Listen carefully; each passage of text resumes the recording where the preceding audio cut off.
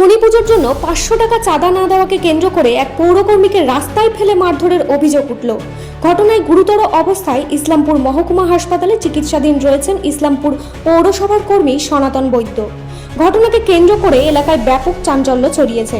জানা গিয়েছে, ইসলামপুর থানার মিলনপল্লী এলাকার বাসিন্দা সনাতন বৈদ্যের অভিযোগ, বৃহস্পতিবার রাতে শনি পুজোর জন্য তার কাছে 500 টাকা চাঁদা দাবি করা হয়। তিনি জানান, এত টাকা দেওয়া তার পক্ষে সম্ভব নয়, সামর্থ্য অনুযায়ী কিছু টাকা দেওয়ার কথা বলেছিলেন।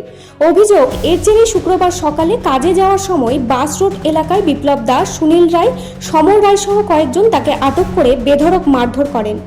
মারধরের ঘটনায় গুরুতর আহত হন সনাতন বৈদ্য। স্থানীয়রা তাকে উদ্ধার করে ইসলামপুর মহকুমা হাসপাতালে ভর্তি করেন। ঘটনায় থানায় লিখিত অভিযোগ দায়েরের কথা জানিয়েছেন তিনি। তবে অভিযোগ সম্পূর্ণ অস্বীকার করেছেন অভিযুক্তদের অন্যতম বিপ্লব দাস। তার দাবি, ঘটনার সময় তিনি ঘটনাস্থলে উপস্থিত ছিলেন না, পরে খবর পেয়ে সেখানে যান। বিপ্লব দাসের বক্তব্য, শনি মন্দিরের পুজোর জন্য পাড়ার বাসিন্দাদের কাছ থেকে নির্দিষ্ট পরিমাণ অর্থ ধার্য করা হলেও কাউকে জোর করে চাঁদা আদায় করা হচ্ছিল না। তার অভিযোগ, আগের দিন পুজো কমিটির সদস্যরা চাঁদা তুলতে গেলে সনাতন বৈদ্য তাদের গালিগালাজ করেন। শুক্রবার সকালেও তিনি গালিগালাজ করেন বলে দাবি করেন বিপ্লব। এরপর কে বা কারা তাকে মারধর করেছে তা তার জানা নেই বলেও জানান তিনি। এদিকে সংশ্লিষ্ট ওয়ার্ডের কাউন্সিলরের প্রতিনিধি বিক্রম দাস ঘটনাটির নিন্দা করে বলেন, বিষয়টি নিয়ে থানায় অভিযোগ করা হয়েছে, পুলিশ তদন্ত করে দোষীদের বিরুদ্ধে উপযুক্ত ব্যবস্থা নিয়ে। চাঁদা তোলা নিয়ে বচসা এবং তার জেরে পৌরকর্মীকে মারধরের অভিযোগকে কেন্দ্র করে এলাকায় উত্তেজনা ছড়িয়েছে। ঘটনার তদন্ত শুরু করেছে পুলিশ। অভিযোগের সত্যতা যাচাই করে প্রয়োজনীয় ব্যবস্থা নেওয়া হবে বলে পুলিশ সূত্রে জানা গিয়েছে। সংবাদটি নিবেদন করছেন স্বস্তিলোক উৎসব ভবন, গঙ্গারামপুর, দক্ষিণ দিনাজপুর। কালকে সকাল 9টার দিকে আমার কাছে সুনীল রায় নামে, আমার সম্পর্কে মামা বলে ডাকি, উনি আমার কাছ থেকে 500 টাকা চাঁদার দাবি করেছিল শনি মন্দির তৈরির কাজের জন্য। আমি বললাম, মামা আমার কাছে আমি 500 টাকা চাঁদা দিতে পারবো না, আমি যাই হোক আমার সামর্থ্য মতন আমি চাঁদাটা দিব, কিন্তু আমি 500 টাকা দিতে পারবো না। তো উনি তখন আমার সঙ্গে তর্ক বিতর্ক হলো না সেরকম, আমাকে বললো তুই শনি মন্দিরে আসবি না।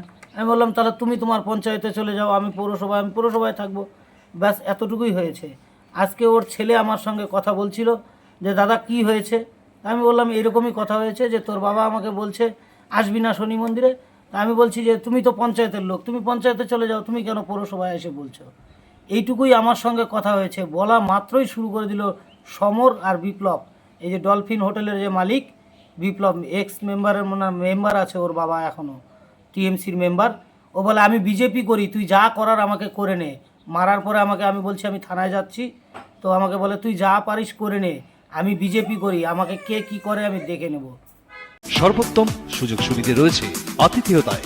সুপরিচিত স্বস্তিলোক উৎসব ভবন, অতিথিদের যে কোনো অনুষ্ঠানের জন্য উপযুক্ত ওয়ান স্টপ ডেস্টিনেশন। আমরা আপনার বিশেষ অনুষ্ঠানটিকে অবিস্মরণীয় করে তুলি। স্বস্তিলোক উৎসব ভবন, শিববাড়ি রোড, গঙ্গারামপুর, দক্ষিণ দিনাজপুর। তার উপরে মারধর হয়েছে, বিষয়টা কি জানেন, কি রয়েছে? ঘটনাটা শুনেছি সকালবেলায় আমি স্কুলে ছিলাম, তখন 10টা নাগাদ সনাতন আমাকে ফোন করেছে যে এরকম একটা চাঁদা নিয়ে একটা গণ্ডগোল। তো উভয় পক্ষের সাথে কথা হয়েছে আমার। তো আমি বিষয়টা বুঝতে পারলাম না যে আমাদের মিলনপল্লীর মধ্যে এরকম কিন্তু একটা পরিস্থিতি আজ পর্যন্ত হয়নি। আমার ওয়াইফ প্রায় 4.5 বছর হয়ে গেল কাউন্সিলর আছে, তার আগে আমাদের মাস্টারমশাই ছিলেন, মাস্টারমশাই আজকে মৃত্যুবার্ষিকীও ছিলেন, তারপরে রঞ্জন, অনেকেই ছিল। কিন্তু এরকম একটা চাঁদা নিয়ে মিলনপল্লীর মধ্যে এরকম একটা বচসা হবে, সত্যি আমাদের মানে দুর্ভাগ্যজনক একটা কথা।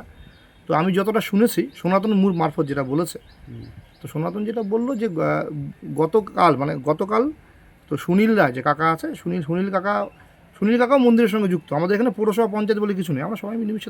ব্যুরো রিপোর্ট, উত্তর বাংলা সংবাদ।